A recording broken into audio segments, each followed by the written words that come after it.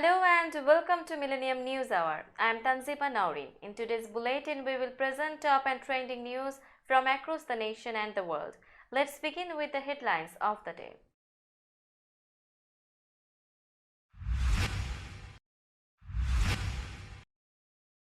Biden in Poland says US and allies have Ukraine's back.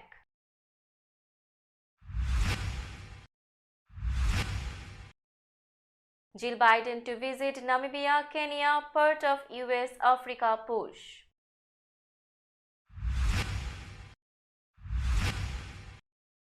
Representative Barbara Lee joins race for California U.S. Senate seat.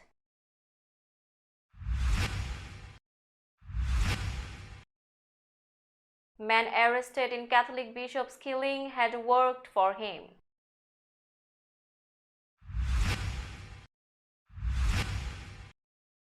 Mardi Gras brings joy but also worry over violent crime.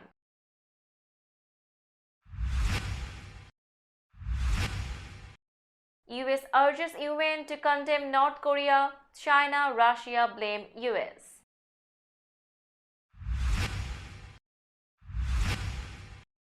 Jen Psaki, ex-Biden spokesperson, to debut Sunday MSNBC show.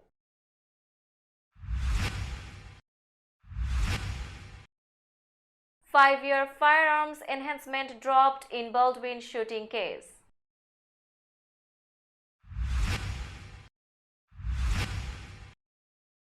Don Lemon to return to CNN, undergo formal training.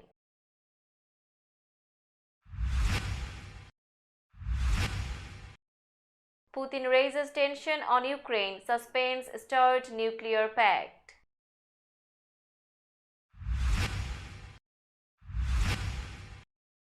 New quake hits battered Turkey, Syria, 3 dead, hundreds hurt.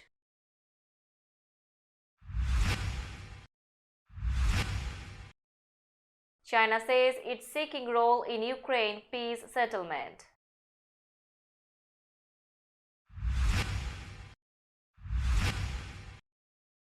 "17 migrants dead, 13 hurt in bus crash in central Mexico."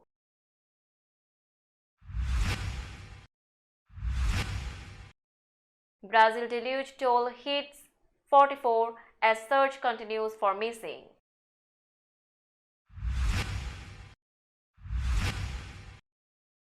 Syrian president visits Oman in first trip abroad since quake.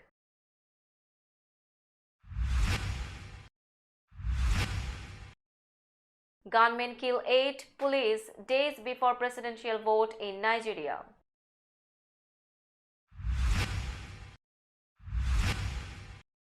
Egypt unveils renovated wing of oldest museum, new papyrus.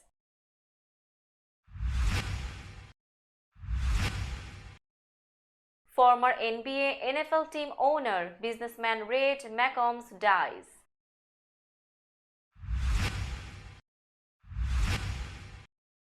And Nets give coach Jack Vaughn multi-year contract extension.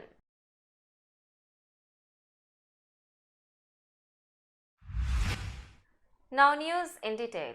President Joe Biden reaffirmed the United States' dedication to European security as he met with Polish President Andrzej Duda on Tuesday, part of a series of consultations with allies to prepare for an even more complicated stage of Russia's invasion of Ukraine.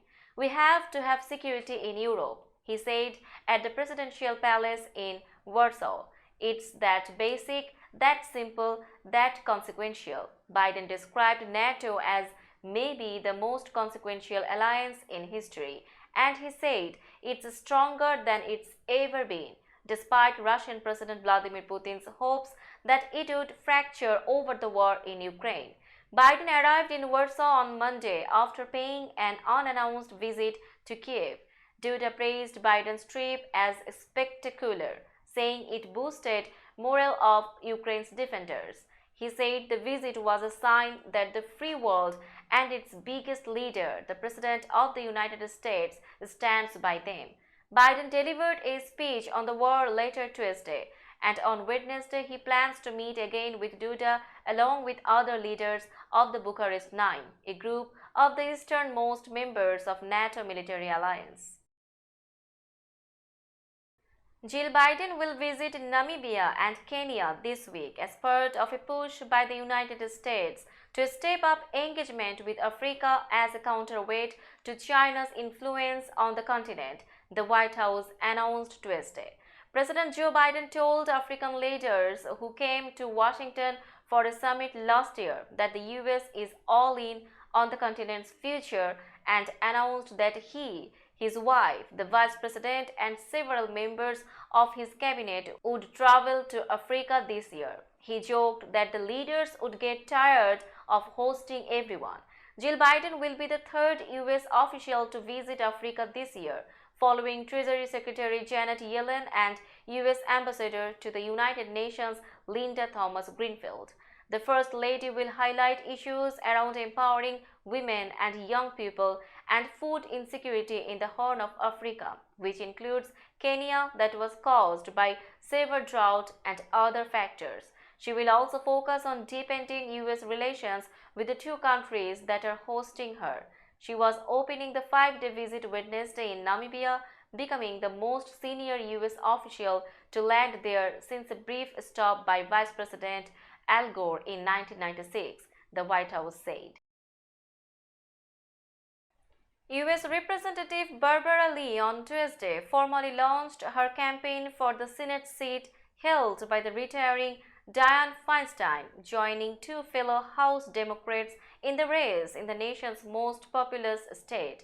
In a video posted on Twitter, Lee ran through a list of the personal and professional battles she has taken on in her life, including fighting to be her school's first black cheerleader, championing protections for survivors of domestic violence, and being the only member of Congress to vote against the authorization for the use of military force after the September 11, 2001 terrorist attacks. Today, I am proud to announce my candidacy for US Senate. I have never backed down from doing what's right, and I never will, Lee said in the video. Californians deserve a strong, progressive leader who has delivered real change. Lee, a former chair of the Congressional Black Caucus, filed federal paperwork last week to enter the campaign shortly after the 89-year-old Feinstein announced she would step down after her term ends next year. Feinstein, the oldest member of Congress, has held the seat since 1992. A man arrested Monday in the weekend killing of a Catholic bishop that shocked Los Angeles religious and immigrant communities is the husband of the victim's housekeeper and had done work at his home, authorities said. Auxiliary Bishop David OConnell, 69, was fatally shot Saturday in the bedroom of his home in Hacienda Heights, an unincorporated community about 20 miles east of downtown Los Angeles. Los Angeles County Sheriff Robert Luna said. A SWAT team arrested Carlos Medina, the husband of O'Connell's housekeeper, at their home in Torrance, about 35 miles southwest of Hacienda Heights, Luna said. The sheriff said detectives first linked Medina to the crime after finding surveillance video that showed his SUV in the driveway of O'Connell's home at the time of the killing. A caller told authorities that Medina was acting irrationally and had made comments about O'Connell owing him money, Luna said, adding that a motive in the killing remains under investigation. New Orleans' annual carnival season entered its ebullient crescendo Tuesday, with thousands of revelers gathering in the French Quarter and lining miles of parade routes in a citywide Mardi Gras celebration, underpinned this year by violent crime concerns and political turmoil. Celebrations began before dawn in some parts of the city. TV crews captured images of the North Side Skull and Bones Gang skeleton, costumed revelers spreading out through the Treme area to awaken people for Mardi Gras. As the sun rose, peeking through breaks in the cloudy sky, Parade watchers were already claiming spots along the St. Charles Avenue parade route. Barbecues smell wafted through the central business district. Revelers were undeterred by violence that mirrored a glitzy weekend parade. Gunfire that broke out during a parade Sunday night left a teenager dead and 4 others injured, including a 4-year-old girl. Police quickly arrested Mansoor, 21, for illegally carrying a weapon, then upgraded the charge to second-degree murder. Officials stressed Monday that the shooting was an isolated event. The United States and its allies urged the UN Security Council on Monday to condemn North Korea's unlawful ballistic missile launches, but China and Russia blamed the US for escalating tensions with stepped-up military exercises targeting Pyongyang.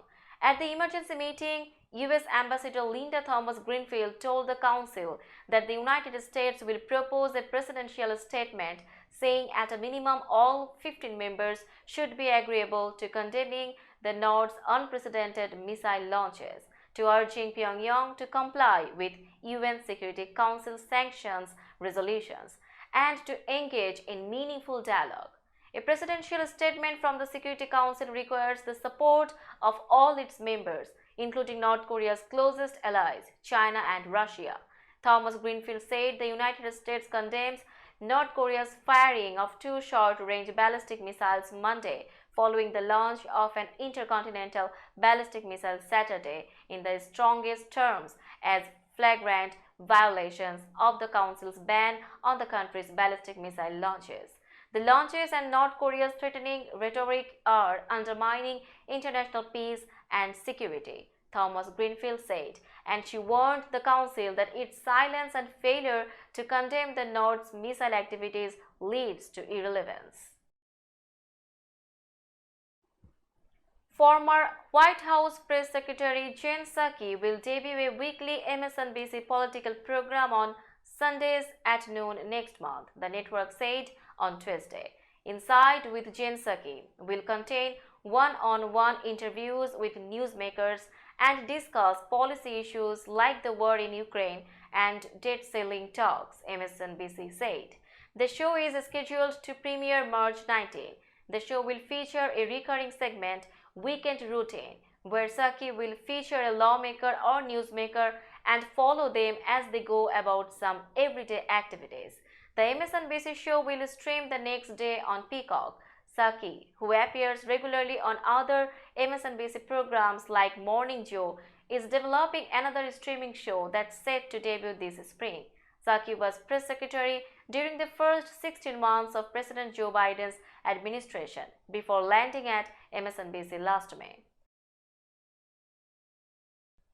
The prosecution in the case of a fatal New Mexico film set shooting made a stark turnaround Monday, dropping the possibility of a mandatory 5-year sentence against Alec Baldwin, new court filings show. The actor-producer's attorneys had earlier objected to the enhancement, saying it was unconstitutional because it was added after the October 2021 shooting. Legal experts had said Baldwin had a strong chance of seeing it tossed out. The prosecutors committed a basic legal error by charging Mr. Baldwin under a version of the firearm enhancement statute that did not exist on the date of the accident, Baldwin's attorney said in an earlier court filing. Baldwin's attorney declined to comment Monday after the reversal by prosecutors, who earlier criticized his efforts to have the sentencing requirement dropped. The related standard for the possibility of a mandatory 5 years would be reckless disregard of safety without due caution and circumspection, and carried a higher threshold of wrongdoing. CNN anchor Don Lemon will return to work Wednesday and will receive formal training in the aftermath of his on-air comments about Republican presidential candidate Nikki Haley, network CEO Chris Licht said in an email to employees Monday night. The memo, as reported by CNN Business, did not specify what the training would entail. Licht added that it was important to him that the network balances accountability with fostering a culture in which people can own, learn and grow from their mistakes. Lehman has not been on the air since Thursday, when he said the 51-year-old Haley was not in her prime during the broadcast of CNN this morning. Lehman and fellow host Poppy Harlow and Caitlin Collins had been discussing Haley's suggestion that politicians over 75 should be subject to mandatory mental competency tests. Lehman issued a statement that same day, saying he regretted his inartful and irrelevant comments, which were widely condemned. Haley herself called the comments sexist and used the episode to fundraise. Now it's time for global updates.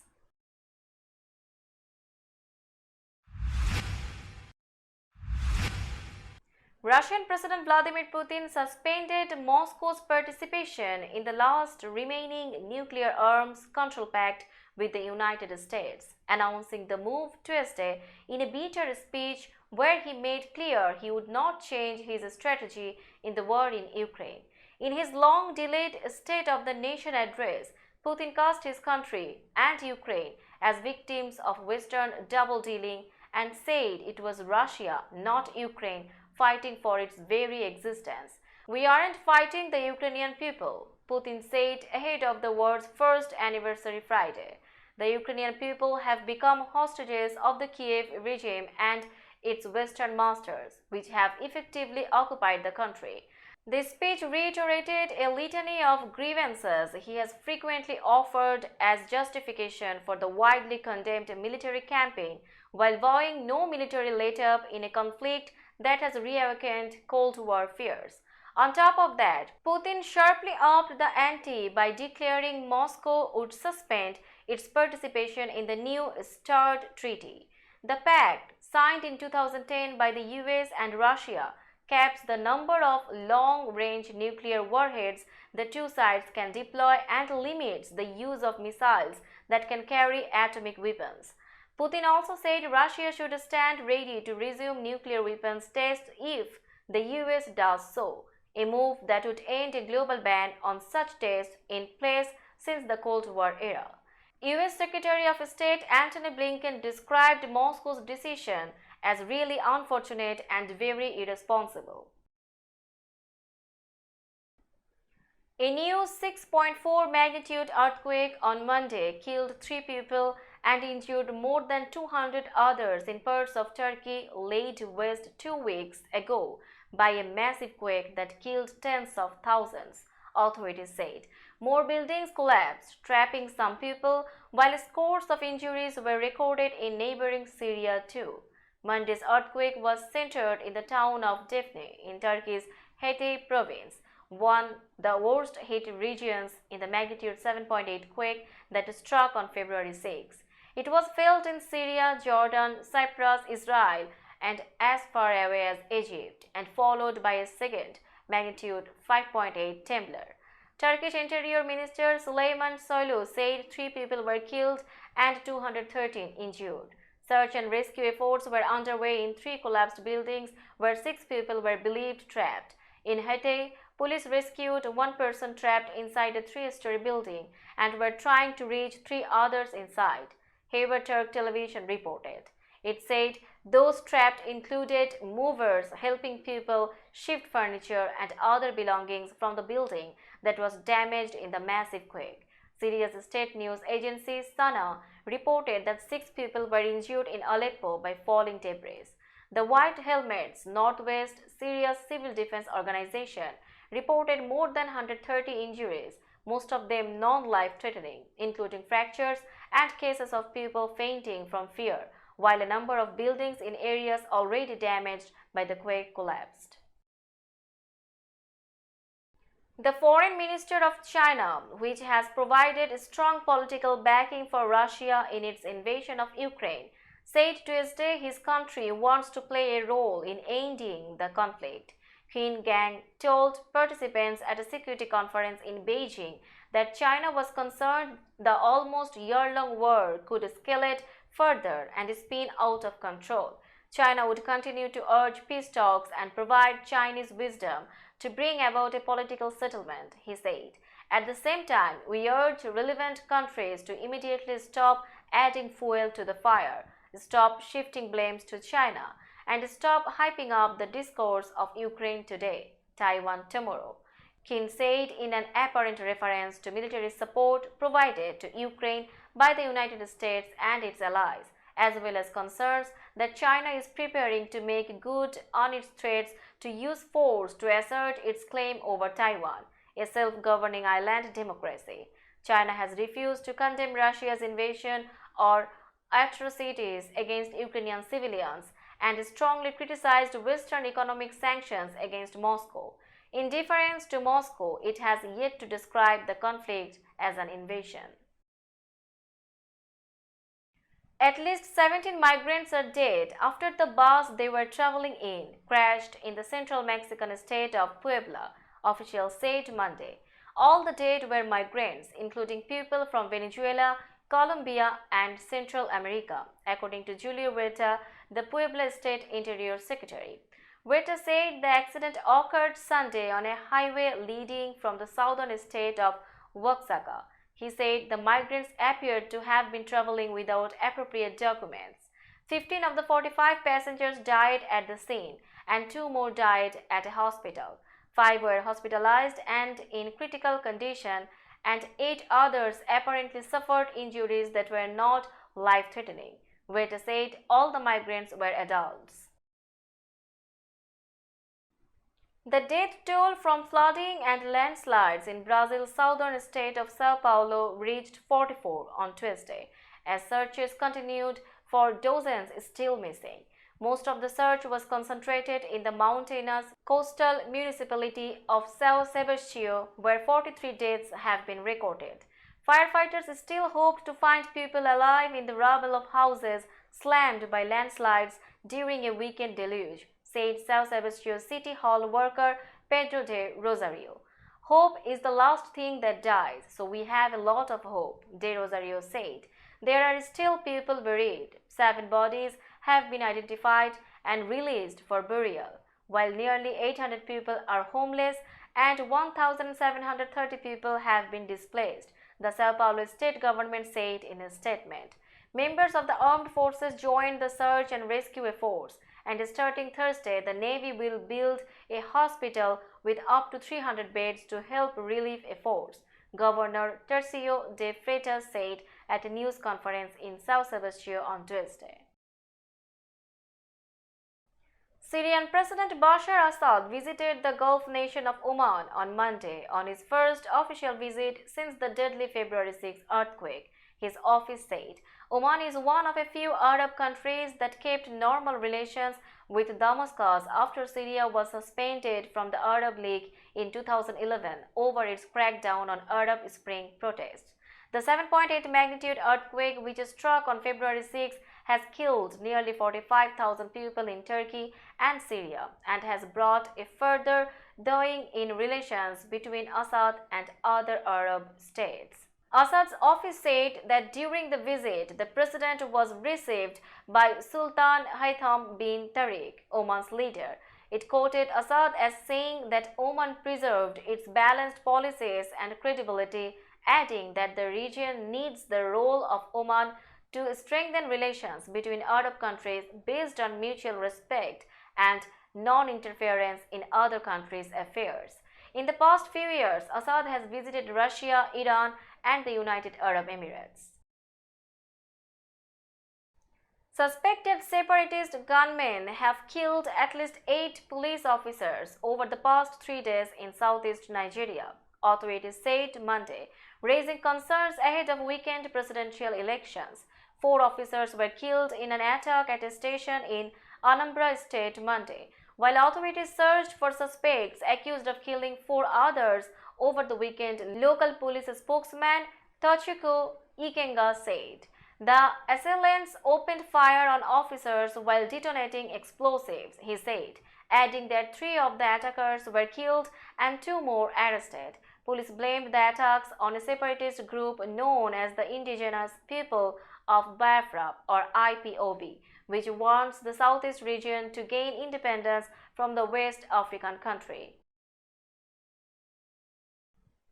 Egypt's Ministry of Tourism and Antiquities unveiled a renovated wing of its oldest museum Monday, home to a 16-meter-long scroll unearthed last year.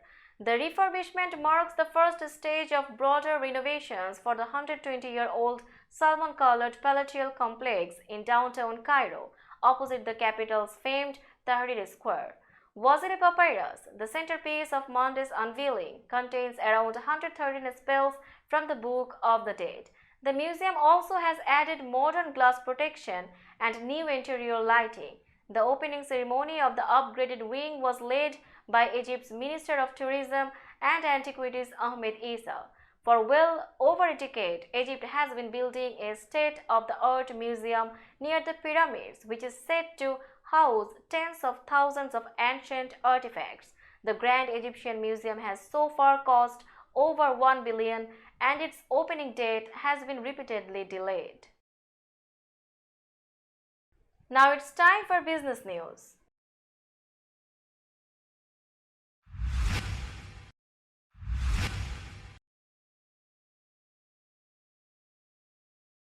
Today's New York stock close price is 15,840.16.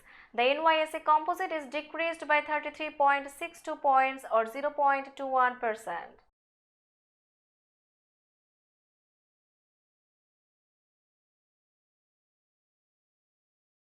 Tokyo stock close price is 27,473.10. The Nikkei 225 index is decreased by 58.84 points or 0.21%.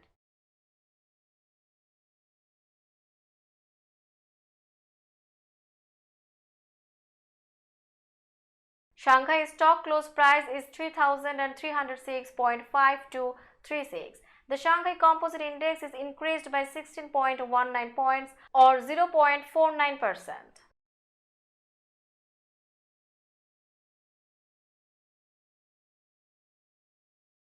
Hong Kong stock close price is 20,529.49.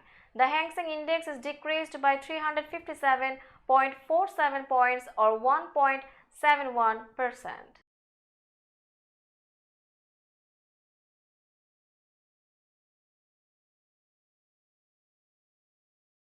Bombay stock close price is 60,672.72. The Sensex index is decreased by 18.82 points or 0.03%.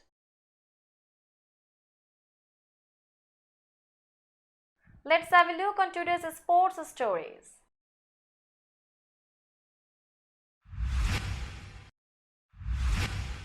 A former owner of two NBA teams, an NFL franchise, and longtime Texas businessman, Billy Joe Red McCombs, has died at his home in San Antonio, according to a statement from his family on Monday.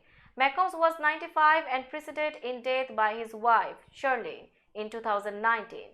The entire McCombs family is heartbroken to announce that our father, grandfather, and great-grandfather Red McCombs passed away Sunday, February 19, 2023, according to the statement that called McCombs a Texas icon.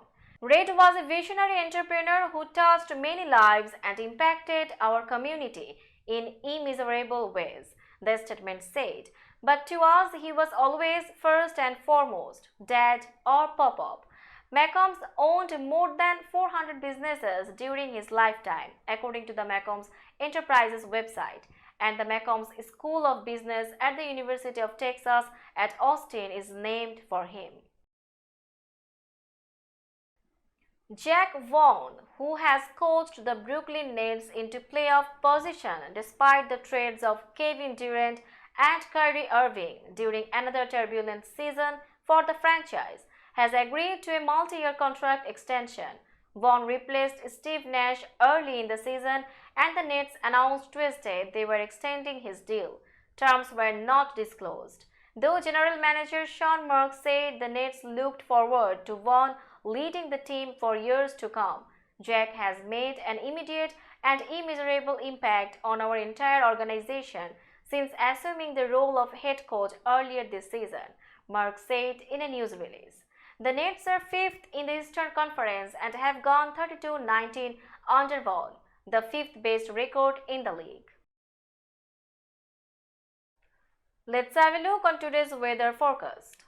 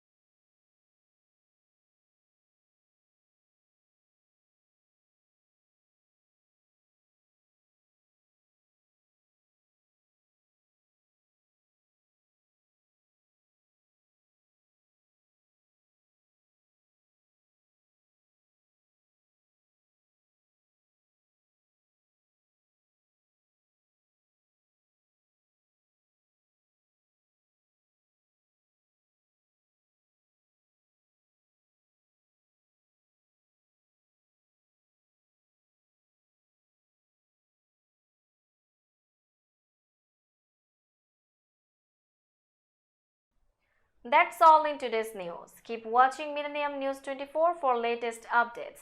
Millennium TV US and Millennium News 24 network is transmitted and available to be watched free for all at TVs such as Sony, Samsung, LG, Roku TV, Amazon TV and Apple TV. And also in all European countries and Australia available with the Sky Network, Worldwide Jagu TV, Radiant IPTV, Worldwide Jagu Media Network and Horizon Satellite globally. Stay connected with us for all types of informative and entertainment programs. Thank you.